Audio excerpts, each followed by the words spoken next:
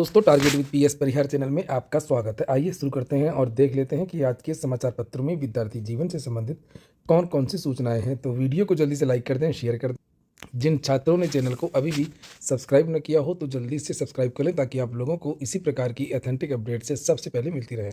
आगे बढ़ने से पहले एक सूचना है उन विद्यार्थियों के लिए जो विद्यार्थी केवीएस पीआरटी शिक्षक भर्ती की तैयारी कर रहे हैं। एग्जाम डेट्स घोषित ही हो चुकी हैं और जो विद्यार्थी कम समय में तैयारी करना चाहते हो वे सभी अभ्यर्थी चक्षु प्रकाशन की बेस्ट बुक को ले सकते हैं, जिसे आप लोग यहाँ पर देख रहे हैं। काफ़ी अच्छी पुस्तक है। केवीएस के जो पैटर्न है, जो सिलेबस है, उसके हिसाब से इसे तैयार किया गया है। ये स्टडी गाइड है। इसमें आप लोगों को स्टडी मटेरियल भी देखने को मिलेगा और 2000 से ज़्यादा विकल्पीय प्रश्न भी आपको देखने को इसी में मिल जाएंगे। सभी प्रश्नों की विस्तृत व्याख्या भी आपको इसी बुक में मिल जाएगी। इसी बुक में आप लोगों को पिछली भर्ती का एक शॉर्ट पेपर भी मिल जाएगा ताकि आप लोग देख सकें कि इसका जो पेपर है वो किस तरीके का आता है। चक्षु प्रकाशन की यह बेस्ट बुक सभी कापी किताबों की दुकानों में आपको मिल जाएगी और अगर आप लोग ऑनलाइन मंगवाना चाहते हैं तो उसकी लिंक मैंने डिस्क्रिप्शन बॉक्स और कमेंट बॉक्स से दोनों जगह उपलब्ध करा दी है। आप लोग जाकर के ऑनलाइन भी मंगवा सकते हैं। यहाँ पर देख सकते हैं बिल्कुल इसमें करेंट का जो पोर्सन है अपडेट किया गया है और उसके बाद में यहाँ पर ये नीचे प्रश्न उत्तर भी दिए गए हैं। चलिए शुरू करते हैं और सबसे पहली जो सूचना है वो एरिड जूनियर हाई स्कूल शिक्षक भर्ती की है। लिखा है एरिड जूनियर हाई स्कूलों में शिक्षक भर्ती आवेदन 24 तारीख से 1262 शिक्षक और 253 प्रधानाध्यापक होंगी भर्ती। 2021 से लंबित भर्ती की प्रक्रिया अब पूरी होगी।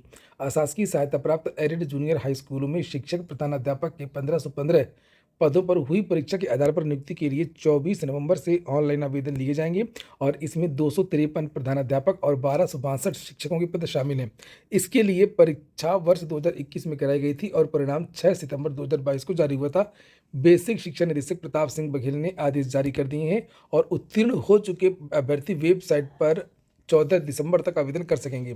चयन सूची 23 दिसंबर को जारी होगी और 24 और 30 दिसंबर तक विकल्प लेकर के 10 जनवरी तक बेसिक शिक्षा अधिकारी जिला आवंटन सहित चयन सूची भेज सत्यापन करेंगे और प्रबंधकों को आवंटन सूची 20 जनवरी को भेज दी जाएगी। पूरा का पूरा जो प्रोग्राम है नियुक्ति पत्र तक का इसमें दे दिया गया है। अगली जो सूचना है वो यूपी टीईटी को लेकर के है। आप जान ही रहे हैं कि अभी तो चयन की प्रक्रिया चल रही है चेयरमैन की और जब तक चेयरमैन नहीं आएंगे तब तक कुछ होना नहीं है और इसीलिए यहाँ पर लिखा है कि 29 और 30 जनवरी को प्रस्तावित टीईटी का आयोजन मुश्किल। जब अभी तक टीईटी का विज्ञापन ही जारी नहीं हुआ, किसी ने आवेदन ही नहीं किया तो परीक्षा कहाँ से हो जाएगी, वही तो मेन बात है। तो इस समाचार पत्र में यही सब चीज़ें लिखी हुई हैं कि 2022 की प्रशिक्षित स्नातक शिक्षक टीजीटी एवं प्रवक्ता समग्र पीजीटी की परीक्षा स्थगित कर चुका शिक्षा सेवा चयन आयोग अब 29 और 30 जनवरी 2026 को प्रस्तावित शिक्षक पात्रता परीक्षा टीईटी का आयोजन भी स्थगित कर सकता है। आयोग में नए अध्यक्ष के चयन की प्रक्रिया चल रही है और अब संशोधन की गई अर्हता पर नए सिरे से 10 दिसंबर तक आवेदन लेकर के उसकी स्क्रीनिंग कर साक्षात्कार के बाद अध्यक्ष का नाम फाइनल होगा। इस तरह जल्दी करने पर भी दिसंबर मध्य तक अध्यक्ष का मिलना मुश्किल है और उसके बाद चयन होने पर टीईटी के लिए आवेदन लिए जाने, परीक्षा के लिए एजेंसी निश्चित करने और परीक्षा केंद्र मंगा करके निर्धारण करने आदि की प्रक्रिया को देखते हुए प्रस्तावित तिथि पर टीईटी कराने पर निर्णय लेना नए अध्यक्ष के लिए मुश्किल होगा। ऐसे में ये परीक्षा भी टलेगी। तो मतलब सरकार को शर्म भी नहीं आती है और ना ही शिक्षा सेवा चयन आयोग को शर्म आती है कि बार बार परीक्षाएं स्थगित कर रहे हैं। ये लोग टीजीटी की 5 बार स्थगित कर चुके हैं, पीजीटी की 5 बार स्थगित कर चुके हैं। असिस्टेंट प्रोफेसर भर्ती का साक्षात्कार नहीं ये लोग ले पा रहे हैं, पुरानी परीक्षाएं ये सब तीनों। और उसके बाद में टीईटी, जिसको तो एनसीटी ने कहा था कि हर वर्ष होना चाहिए, साल में 2 बार होना चाहिए, और ये लोग 3-3 साल में टीटी का आयोजन नहीं करा सके हैं। और शर्म नहीं आती है किस तरीके से ये लोग बार बार परिहार कांड लिख करके नोटिस जारी कर देते हैं कि ये परीक्षा स्थगित, ये परीक्षा स्थगित, ये परीक्षा स्थगित।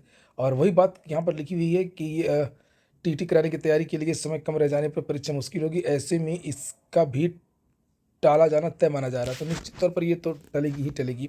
अगली सूचना डीएलएड को लेकर के है। प्राथमिक शिक्षक भर्ती के लिए अनिवार्य डिप्लोमा इन एलिमेंट्री एजुकेशन में प्रवेश प्रक्रिया 24 नवंबर यानी कल से शुरू हो जाएगी और शैक्षिक सत्र 2025-26 के लिए अभ्यर्थी ऑनलाइन पंजीकरण 24 नवंबर से 15 दिसंबर तक कर सकेंगे। इसमें प्रवेश के लिए अर्हता स्नातक थी। देखिए, जिनको भी डीएलएड करना है, पहले ही से ही मैं बता दूं कि अब ये सोच कर कोई डीएलएड ना करे कि हम प्राइमरी में ही जाएंगे। अगर आप इस चक्कर में रहेंगे तो जैसा पिछला वाला बैच पड़े हुए हैं 5-6 बैच, उसी तरीके से आपका भी हाल होगा। डीएलएड करना है तो नो डाउट कर लीजिए जो भी नए विद्यार्थी हैं, और उसके साथ में अन्य भर्तियों के बारे में भी सोचते रहिएगा। तमाम सारी भर्तियाँ आती रहती हैं अलग अलग जगह से। यूपीपीएससी से आती हैं, यूपीएससी से आती हैं, पुलिस भर्ती प्रोन्नत बोर्ड से आती हैं, दरोगा की हो गई, आरओ की हो गई, हाईकोर्ट वगैरह, यहाँ भी आप लोग ट्राई करते रहिएगा।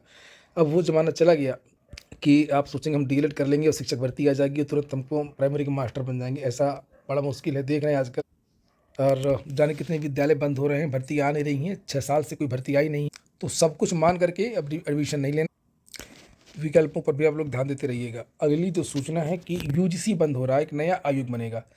ये जो नया सत्र चलेगा उसमें ये 10 विधेयक सूचीबद्ध किए गए हैं, जिसमें एक विधेयक ये भी है। सरकार ने संसद के शीतकालीन सत्र में पेश करने के लिए कुल 10 विधेयकों को सूचीबद्ध किया है, जिनमें भारतीय उच्च शिक्षा आयोग विधेयक प्रस्तावित है। प्रस्तावित कानून के जरिए उच्च शिक्षा आयोग की स्थापना होगी और ये यूजीसी जैसी संस्थाओं की जगह ले लेगा और नियामक के तौर पर भी काम करेगा। तो अब सारे जो नियम और कानून जो है उच्च शिक्षा के, यही जो नया आयोग बनेगा ये तय करेगा।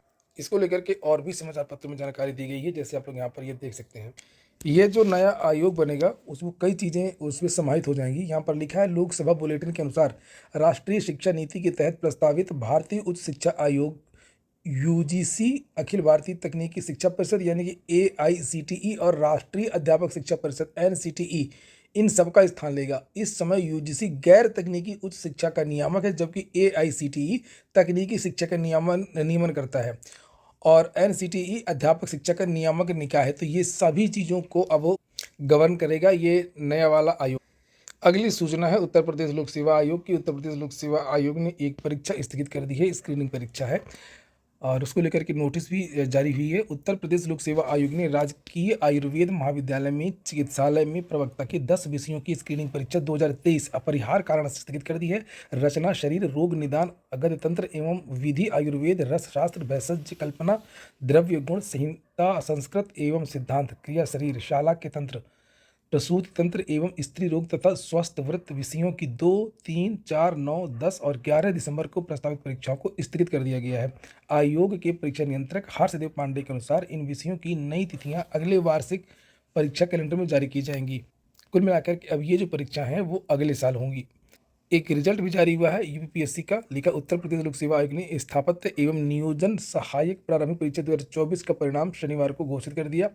3 दिसंबर 2024 को विज्ञापित भर्ती की प्रारंभिक परीक्षा 18 अक्टूबर को हुई थी, जिसमें आवेदन करने वाले कुल 654 अभ्यर्थियों में से 268 परीक्षा में सम्मिलित हुए। अगली सूचना है एक नई भर्ती की। लिखा है, एफकैट के जरिए वायुसेना में भर्तियां, एयरफोर्स से वैकेंसी आई है और यहाँ पर उसके बारे में लिखा है कि विद्यार्थी इसके लिए 14 दिसंबर तक आवेदन कर सकते हैं।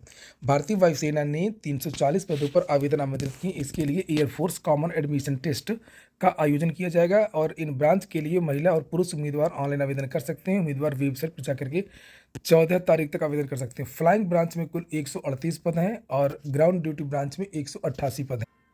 फ्लाइंग ब्रांच में अगर आवेदन करना है तो गणित भौतिकी विषयों के साथ में 12वीं पास हो और दोनों विषयों में कम से कम 50% अंक हो, न्यूनतम 60% अंकों के साथ किसी भी विषय में स्नातक की डिग्री हो या न्यूनतम 60% अंकों के साथ में बीई या बीटेक की डिग्री हो। और यहाँ पर नीचे लिखा है कि associate membership of institute engineers या एरोनॉटिक सोसाइटी ऑफ इंडिया की सेक्शन ए एंड बी परीक्षा में 60% अंक हो तो आप लोग आवेदन कर सकते हैं। 20 से 24 के बीच की युवा। इसी तरीके से नीचे ग्राउंड ड्यूटी के बारे में भी लिखा हुआ है कि 188 पद हैं। गणित और भौतिक 12वीं पास हों, गणित और भौतिकी में 50% अंक हों और नीचे यहाँ पर ये योग्यता वगैरह लिखी है। तो ठीक है दोस्तों, ये हो गया आज का वीडियो आपको अच्छा लगा हो कि काम का हो तो लाइक अवश्य कर दें। जिन छात्रों ने चैनल को सब्सक्राइब न किया हो सब्सक्राइब कर लें। पूरा वीडियो सुनने के लिए बहुत बहुत धन्यवाद।